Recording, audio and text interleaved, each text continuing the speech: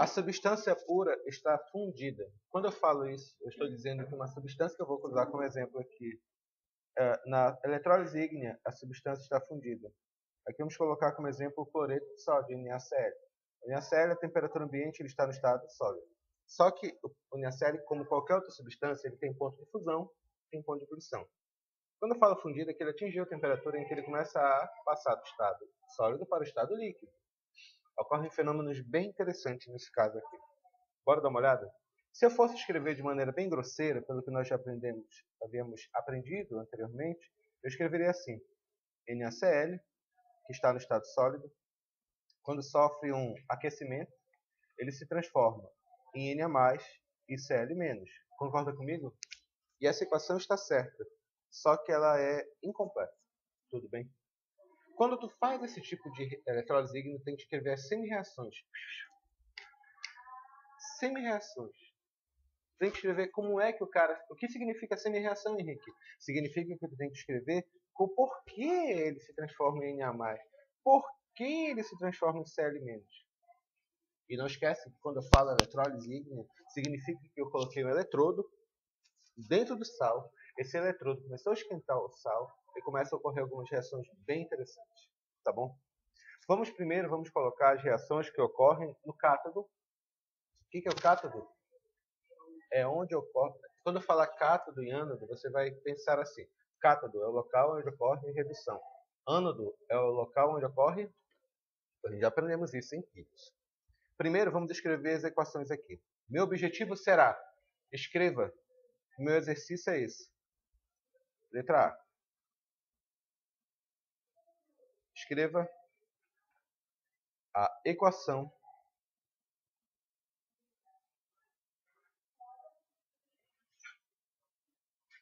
de eletrólise ígnea do NaCl.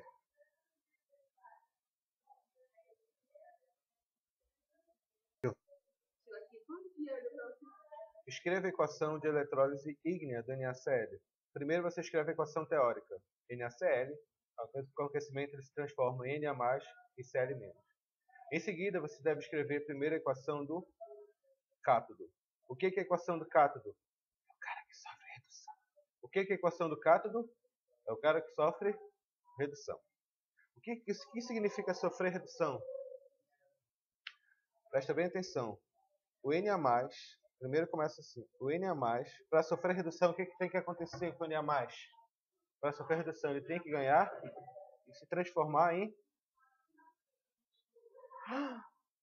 Vamos escrever a equação do ânodo? O ânodo sofre... O que é oxidação? É o Cl-. O que acontece com ele? O que tem que acontecer com o Cl-? Aliás, antes de continuar, o que significa Cl-? O que significa Na+? Na+ significa que o cara perdeu um elétron. Cl- significa que ele ganhou um elétron. O que acontece aqui, portanto, redução, o que significa redução nesse cara aqui? Redução em cima ganhou elétrons, se transformando em Na+. Embaixo, oxidação, o que tem que acontecer? Ele tem que perder elétrons.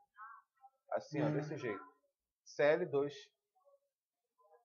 2 elétrons, balanceamento é 2. Oxidação é perda de elétrons. Perder elétrons. E decorem isso, meninos. O que acontece aqui é que o Cl- ele tem um elétron a mais, ele ganhou um elétron. Qual a substância mais simples feita de Cl? Cl2. Portanto, tem que ser 2 cloros, é por isso que eu faço o balanceamento 2 aqui. Ficou claro? Meninos, essas equações tão bonitinhas para cortar, para montar, porque o meu objetivo é escrever a equação de eletrólise. Em primeiro lugar, aqui tem quantos elétrons? Não esqueça que o número de elétrons tem que ser o quê? Quantos elétrons tem aqui? 1. Quantos elétrons tem aqui? 2. Multiplica por quanto aqui? Só reescrevendo, vai ficar como? 2Na mais 2 elétrons se transforma o quê? Em 2Na. Embaixo, normal. Posso cortar?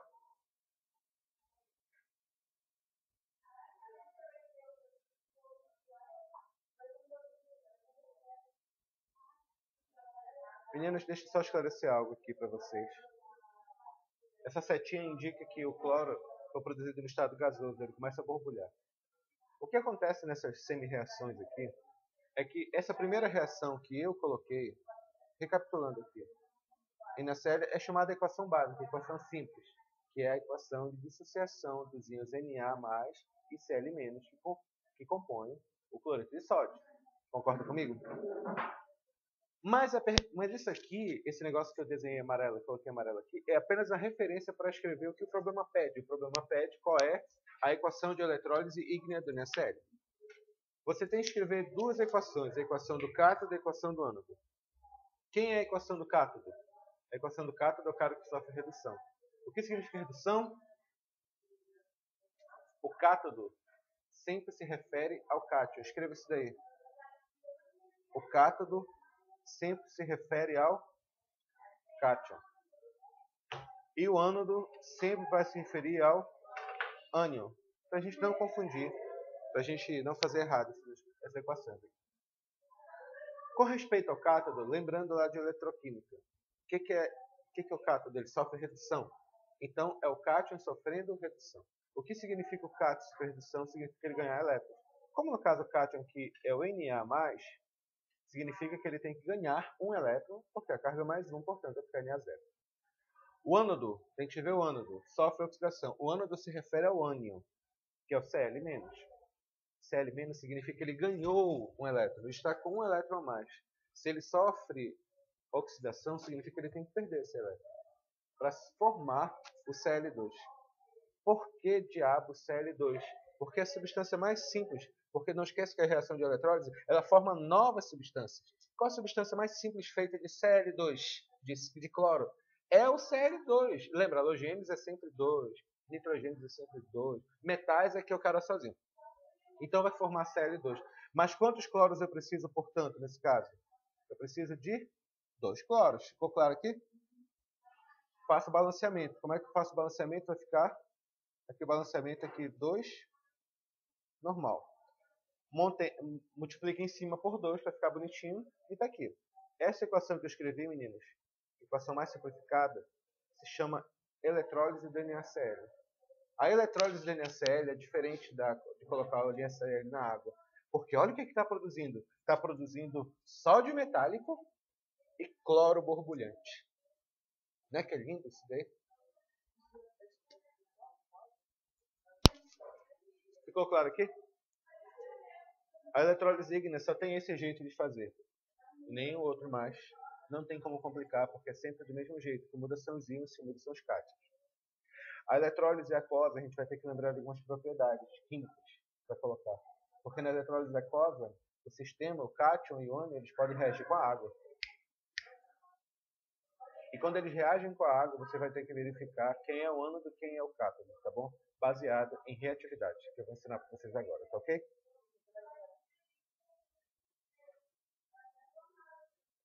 Bom, olha só. Nesse caso aqui ficou claro quem é o ânodo e quem é o cátodo. Tudo bem? Mas nos outros casos vai ficar um pouco mais complicado. Vamos verificar lá como é que funciona.